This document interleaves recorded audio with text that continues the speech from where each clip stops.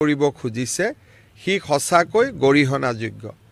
আজি বাস্কাৰ কাৰাগাৰৰ সন্মুখত যি ঘটনা ঘটিছে হি সঁচাকৈয়ে অত্যন্ত দুখজনক আৰু আমি সকলোৱে অত্যন্ত মনো কষ্ট পাইছোঁ।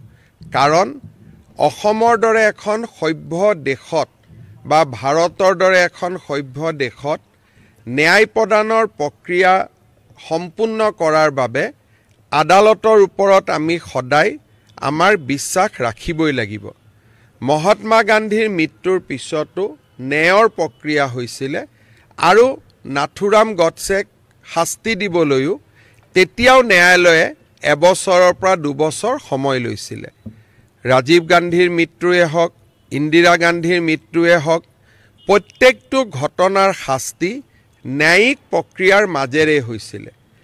আজি ৰাজনৈতিক দলসমূহে ৰাইজক, সাধাৰণ ৰাইজক যি সঁচাই জুবিনক প্ৰাণ ভৰি ভাল পায়, জুবিনক প্ৰাণৰ শিল্পী, জুবিনক আপোন বুলি ভাবে, আমাৰ দৰে অসংখ্য যি জুবিনৰ অনুৰাগী তেওঁলোকক উত্তেজিত কৰাৰ বাবে যি প্ৰচেষ্টা, মই ভাবোঁ যে ই সঁচাকৈয়ে অসমৰ স্বাৰ্থত নহয়, ই বহু দিনলৈ অসমক ক্ষতি কৰিব।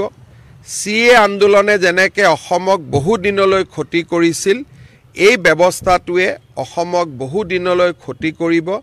মই ৰাইজক আহ্বান জনাম যে যাৰ ৰাজনৈতিক উদ্দেশ্য আছে তেওঁলোকক ৰাজনীতি কৰিব দিয়ক, কিন্তু সাধাৰণ জনতাই ন্যায়ালয়ৰ ওপৰত বিশ্বাস ৰখা উচিত আৰু অসম পুলিচে নিৰ্ধাৰিত সময়ত তদন্ত শেষ কৰি ন্যায়ালয়ৰ সন্মুখলৈ জুবিনৰ ঘটনাত দোষী সকলোকে ন্যায়ালয়ৰ সন্মুখলৈ লৈ যাব।